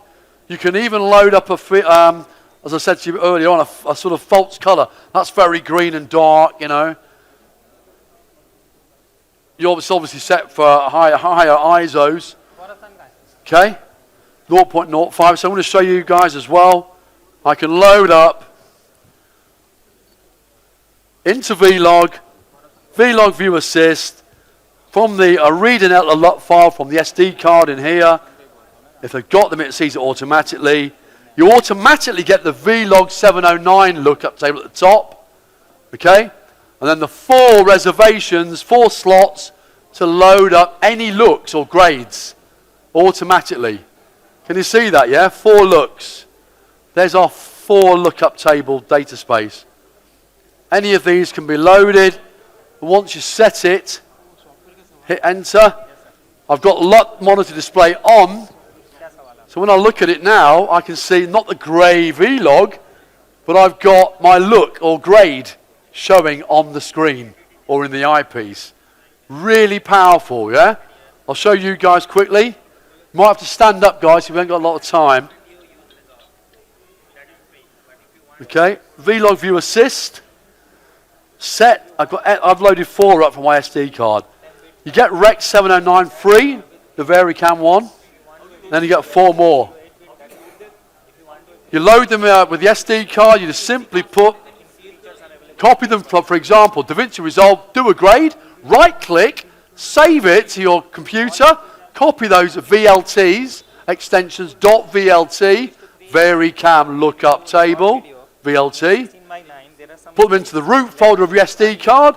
You put them in, and then when you go to the top menu in cinema mode, creative filmmaking mode, Vlog View Assist, the first card, these haven't got any LUTs since it's grayed out. If you've got LUTs, VLTs, that will come white. It recognises you've got VLTs to load up, and you can load those into the LUT select. I've got 4 already preloaded. Once you've loaded them, they're stored until you change them. Yeah? Nice and easy. So you can change those LUTs at any time. So I suggest you do maybe one for really bright scenarios, one for dark when it's dark at night time, so you can judge your exposure much better than what you could do before with just Vlog. And if you didn't have an external monitor, you know, it's really hard to expose. You know that. I can see by your smile. Guys, have a quick look at that, yeah? There's the 4 different lookup tables I can load in. Really powerful feature, yeah? Fantastic feature to have. I think I've answered that question. Now, can we have any more questions? I want to hear some more questions about the GH5. Who's got the microphone? Can we have him over here? I have. Oh, you've got a microphone. Okay. Can someone get me some water? Hello. Am I audible? Give us your name. Yeah, you're on. Turn and face the audience. Come into the middle. Yeah, I'm Rajesh Bajaj. A bit louder. I have list of questions. Oh my God! Not 1, 2, 3. Let's just do two. Pick 2. We'll do the rest later. After so many big questions, I have some kids questions. Okay. What is the pixel size of in this camera? What is the pixel size? The pixel size, I think it's 0.03 microns or something like that. I'm not quite sure. I can't answer that actually. I haven't got that to detail. So I'll give you that later on. I've forgotten it. It's a bit of detail I've got to need to remember and give to you. Tell me in the UM size. Yeah. I don't know. I haven't got it with me until I consult my my information. I can't remember every piece of information. Okay. Next one. Are the focus points controlled by the joystick only, or we can control by touch also? Have a go. So all the focus points, yeah, you can just touch, or AFC, control, joystick, moving. If you press the joystick in, it recenters itself. Is that nice? Yeah. And obviously you can change the autofocus points. 225 autofocus points at any one position. So it's controlled by joystick as well as? Yes. Okay, thank you. And what about, you have not told anything about the white balance. White balance, the white balance. Can we set the white balance and then after we can shift or adjust? Yes, you can. Do you know the pixel size, by the way? Micron pixel? Yeah. 3 microns. 3 microns, sorry. Yeah. Effective megapixel is No, no, not the megapixel. Okay, auto white balance, just quickly, sir, because you mentioned it. We've also got auto white balance C now. Yeah, this is a shift to the cool. What they've realized, if you're filming for, say, YouTube or Vimeo or whatever, YouTube in particular, sometimes Facebook, it tends to shift the gamma to the red. Has anyone noticed that with the GH4? Well, this will bring the gamma correctly back, or AWP, auto white balance cool. And it's a really nice setting to record with if you want that 4%, 3% blue to bring back the correct exposure if you're going to be straight uploading to YouTube. With this, you can record in QuickTime.move format or MP4 with AAC. So you've got two variations of MP4. So you can record and upload straight for the internet or straight for the studio. Next question, sir. And for the benefit of all, my friend has requested me to ask the question in Hindi. Okay, you can answer this one. Hindi? Yeah, like everybody can understand that. Okay. So I will translate. You can ask in English as well. Try and answer it, yeah, so I know what you're talking about. Whatever you like, I can ask in there. What is the maximum limit of recording? There is no duration limit. Video. You can answer this. Recording Like is video. GH5 has 1860 mAh battery. In a single charge battery, you can record up to 132 minutes of video without stopping in a single card. In full 4K DCI 422 10-bit 150 Mbps.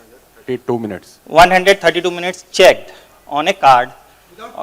Without pause, without hang, without overheat, without stopping. If you have more card, like if you had 256 megabits card, you can put in the camera and record. And if you have a battery grip with it, you can go twice. Like what I checked, I opened the LCD and everything is open.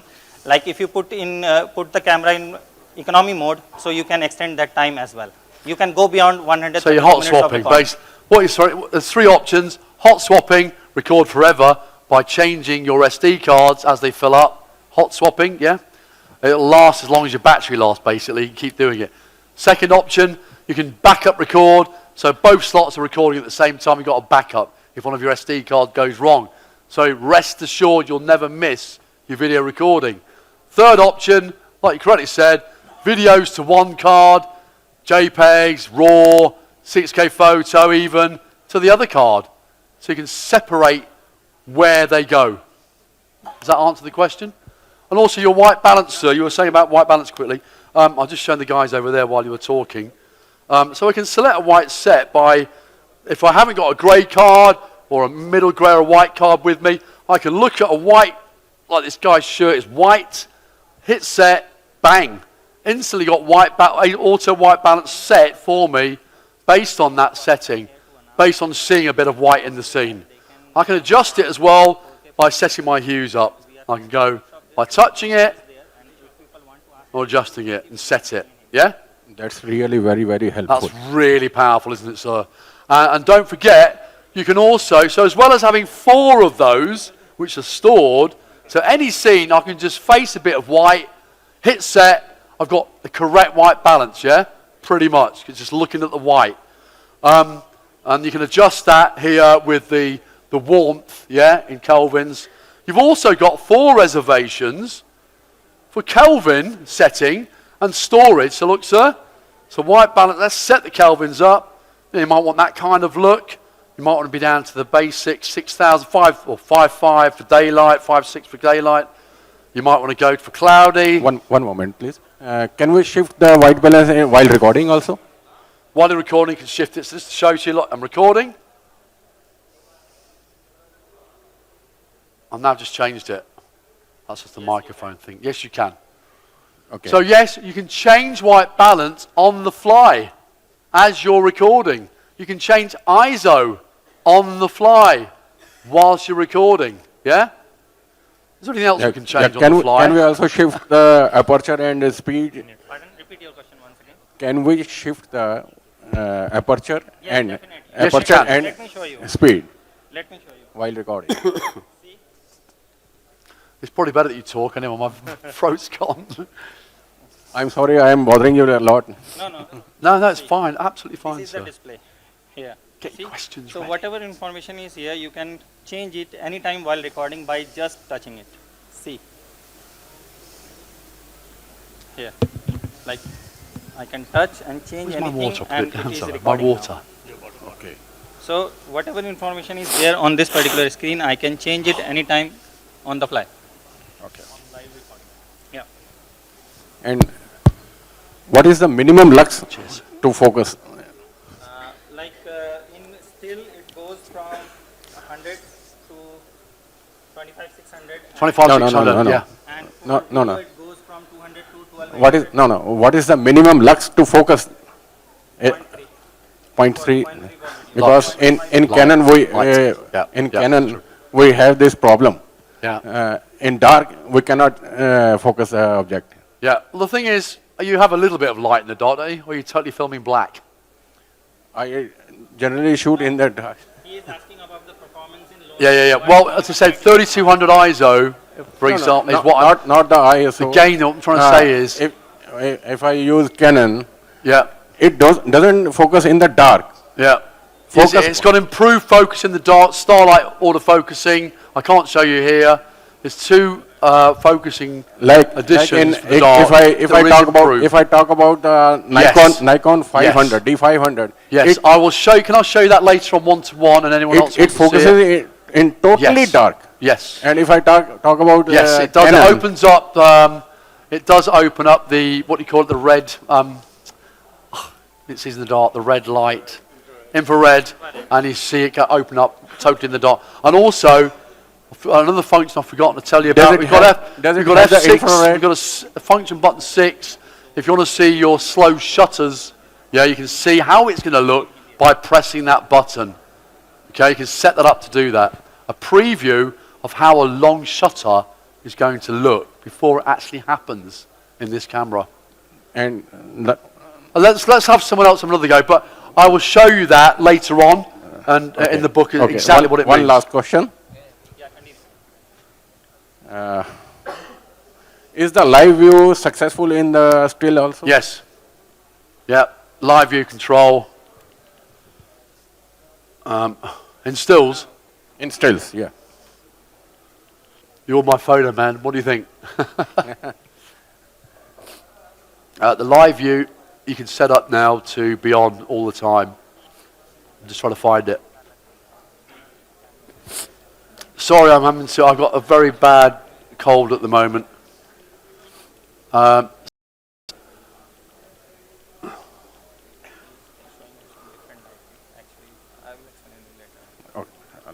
I'll have to find it and go through it. We'll come back to that question. Give me a few minutes while you move on. There is a setting to find live view. Basically, you've got live view always on. Okay, you set it to on or off. It does mean it consumes a bit more battery power, but generally filmmakers like myself, we always have it on. So we can always see exactly live. I'm going to find it while we ask the next question. Just one last question, please. What about the power zoom? Can we zoom manually?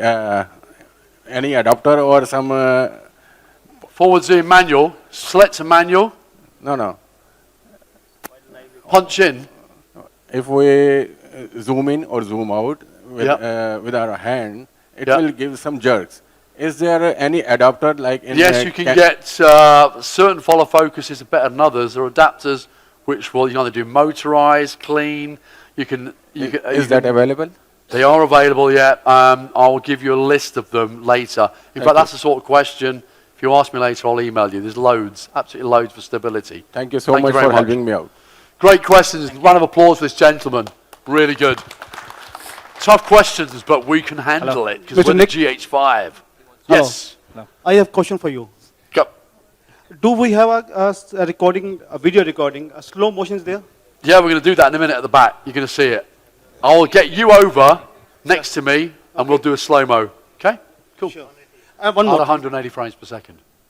100? 180. Frames? 180 frames per second slow-mo. That's great. Yeah, just to quickly show you now, just because obviously I've set one up on F2 You can set your effects up to the custom buttons. So if I quickly just get you, I'm going to go to, because we probably won't have time when we get over there to show it to someone else. You see it's 28%. We're on FHD 50p, for example, quickly. If you just move around quickly with your head, sir. Move around. Come on, wave to me. Faster. Let's go to f2.8. It's got a bit of exposure in there. You've got manual focus peaking, if you can see. I'm in manual there, focusing. Blue outline, focus peaking. Yeah, I'm moving around. Remember, I've got image stabilization too as well as I go around him.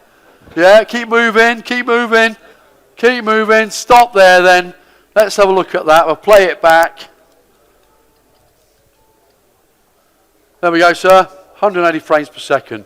I wasn't quite in focus then, but I got focus in a bit. How good is that? That's wonderful. Yeah? You convinced now? Good. One more Next. thing. Do we have a video out display there? A slot? Video? Out. Yes. You have video out. Yeah. And one important function, this can have continuous recording. So usually DSLRs will stop at 29 minutes and 50 seconds. It can go continuous, regardless of the memory card capacity. And this is the bigger HDMI A. Okay, there we are. Continuous autofocus on. Continuous preview on. So we're previewing all the time what we're seeing through the monitors. Okay? Excuse me, can I use it in a multi-camera setup? Yes, like you can. It's got time stamping, it's got time code over HDMI, record, stop, and you can copy settings over multicam as well, even via wireless. So yeah. Can I move it to SDI mode also? Yeah, SDI, if you have an SDI adapter from HDMI, or the Shogun, which has got, I've got the Atomos Shogun at the back, that's got 4 bands of SDI. So 4 HDMI, either 1 4K or 4 times HD SDI out. Easy, and it's all taken from the HDMI. You've also got HDMI out as well, pass through. It's really good. Yeah, backward compatibility is there. You can use both the cables. Excuse me. If it's not costly, if Okay. you need 4K out, you will require 2.0 HDMI. Okay, we've got another question now. Another question. Here we go. Tell us your name. Yes, मैं थोड़ा हिंदी में बात करना चाहूँगा. इसको कितने ASA तक हम यूज़ कर सकते हैं वीडियो के अंदर, भाई ताकि पिक्सल वगैरह फटे ना. ISO, like you can go up to 3200. 3200 तक. Yeah, so can you shout that out? So, maximum ISO without noise, we found, or gain we call it, you might be used to, is 3200, but 6400 ISO is pretty good too. And if you're using post-production neat video, which is a package that everyone seems to be using to clean up noise, it's really usable. So 3200 is the new 1600 on this camera. 6400 is usable, and even if you really want to clean it up and you get daylight shots with a bit of deep shadows, you could use it even higher, 12800, etc. The native ISO on this is 400, yeah, by the way, native 400, okay, like the GH4. My water, has anyone got my water? Is that my, no, that's not my water. I keep putting it down. I asked them one question. Hello, sir. Give me 5. In fact, every time someone asks, give us a 5. In Hindi, please. It's okay. Just give me 5. This is fantastic camera, awesome camera. Yep. Thank you. I really like it. Yeah. This is fantastic camera, really awesome. I really like it. And how much, sir? How much? So it's the body 1,43,990. Louder. And the 1260 lens with body is 188,990 MRP. That's it. Let's repeat that. So the price is 143,990 is the body, and the lens 1260, which is equivalent to a 24-120, will be 1,88,990. It's cool. मैं एक छोटी सी बात कहना चाहूँगा sir हैं देखो जितने इसके अंदर फीचर मैंने देखे हैं यहाँ बैठ के मैं लास्ट 2 आवर से ये क्लास सर स्पीच कर रहे हैं बहुत अच्छा लगा मुझे आई रियली लाइक यू जो भी इन्होंने स्पीच दिया है जो इस कैमरे के फीचर्स इन्होंने बताए हैं अगर ये 1,60,000 में भी होता है तो I want to buy Fantastic. Give me 5. No, whoa, no, on it. Yay. Any more questions? मैं chaps, at the सभी back? फोटोग्राफर भाइयों से Oh, यही gonna रिक्वेस्ट get करना right चाहता at the back. Let's हूँ get जो him. Features इस He was कैमरे के smiling अंदर at him, हैं मेरे ख्याल से मार्क 3 और मार्क 4 में भी नहीं है, यूज ही नहीं करते हैं। अच्छा एक थैंक और you so much. Thank you. Let's अच्छा take that एक और microphone पॉइंट है over हमारा हमारा 4K सेंटर है यहाँ पर दिल्ली में कनॉट प्लेस में। आप लोग हमेशा जा सकते हैं वहाँ पर। हम लोग मंडे वेडनेसडे फ्राइडे वहाँ पर क्लासेस करते हैं फॉर 4K फोटोग्राफी वीडियोग्राफी। यही कनॉट प्लेस में इनर सर्कल में है B5 Connaught place Panasonic 4K centre. तो आप लोग हमेशा जा सकते हैं। Mister Sandeep is there and the team is there. ये सारी हमारी 4K की भी टीम है जो सब लोग वहाँ से आए हुए हैं, right?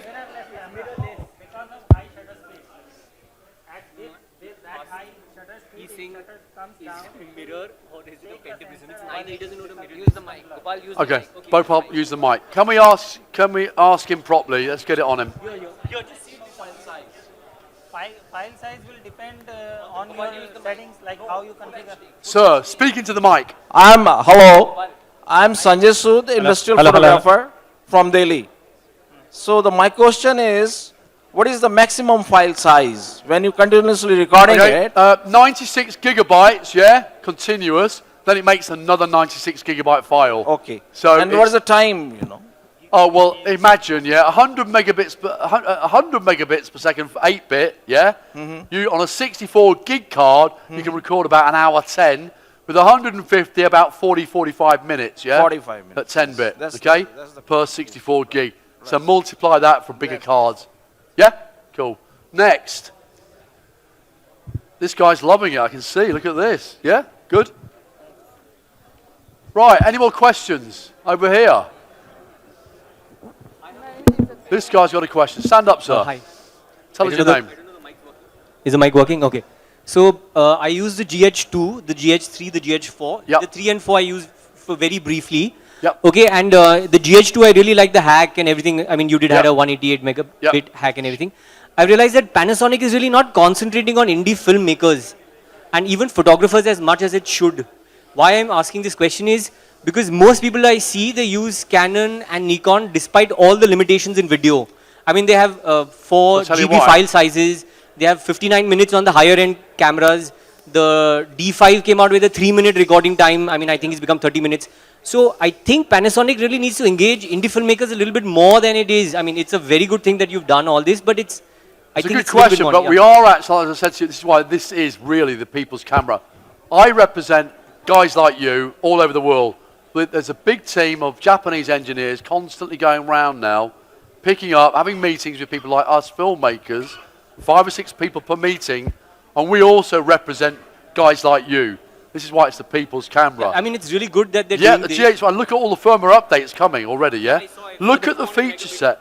I mean, that is so feature rich, that camera, it's incredible. But There's I think not a you made camera like it. There are 2 lenses which are part of the kit lens, the 1260. Is the Leica also coming to India? Yes, it is. Leica lenses are with the Jet. So what I'm trying to say is, you mentioned earlier about other rival camera companies. This is the problem with a lot of you. You refuse to look at something new and groundbreaking, and then when you do, yeah, like in Europe, there's been a massive change, and Nikon is out of the water when it comes to video. They're dead, as far as I'm concerned, yeah? As an ambassador, I don't work for Panasonic, I'm just an ambassador. As from what I've seen, people are swinging over to the GH, the Micro Four Thirds format, big time when it comes to filmmaking. And when this came out and it was announced, record numbers of orders have been placed across the world. And over here, whilst I've been doing workshops, I've been mobbed like the Beatles with this camera. This is bigger than the Beatles, the GH5. There's a lot of interest. That's why it's so full here today. A lot of full frame makers are also buying it as a second camera because they recognise it's a really good video camera. And that's the same price as one of your lenses. Do you know what I mean? So add it to your arsenal. Much lighter. Much lighter. Try it out, and you're going to surprise yourself because the video capabilities on this camera are better than many other cameras, 4 times as much, yeah? At the moment, you're going to have to spend around $10,000 to get that kind of quality. Tabblers, shush, we're talking. So yeah, that's in answer to your question.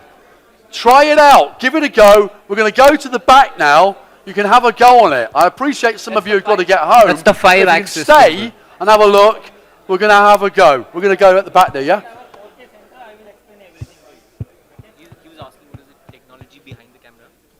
What is the technology behind the camera? Well, it's like any camera is a series of PCBs, high-speed processors. This has got a 5-speed, it's 5 CPU RISC processing, extremely fast Venus 10 engine. Probably one of the fastest I've seen anywhere, full period, full flat. Really quick readout speed, 1.66, nearly twice as quick as the GH4 was. We got better movement, global shutter almost feel to it. The jello effect is nearly gone. Try that on a Canon or Nikon, or Sony even, they wobble. That's the best because it's micro four thirds. We're close to Super 35mm anyway. And as you all know, all cinema cameras are Super 35. They're much smaller than full frame. We don't really use full frame for making films, documentaries, whatever. It's very, very rare. You might add it as a shot for portrait where you want seriously soft depth of field. But for most filmmakers I ask, and it belongs to me, I like to have established backgrounds. I like to know where my actors are. I don't want it soft out, as they could be anywhere.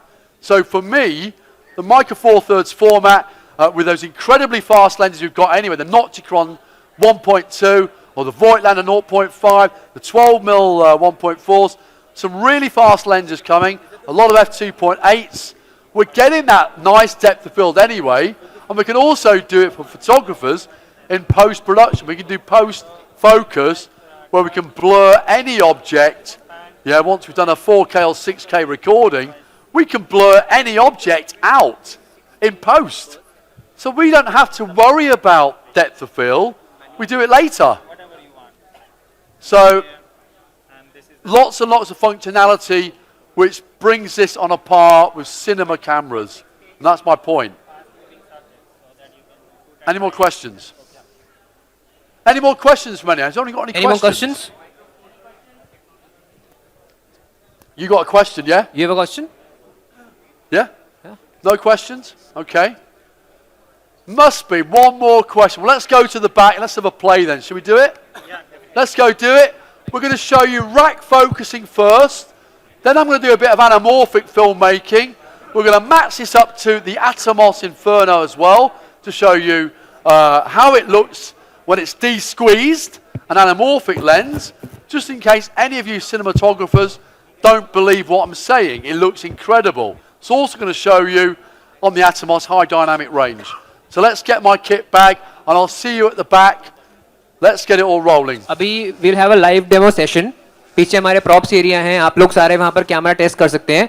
And Nick will be there. Our team will be there. आपको जो questions पूछने हैं, they will answer. But एक बहुत important point बोला Nick ने भी. India में particularly. आप ये पीछे बंद करेंगे म्यूजिक प्लीज. इंडिया में particularly अगर आप बात करते हैं कैमरास की, 2 या 3 ब्रांड्स हैं जो भी चल रहे हैं.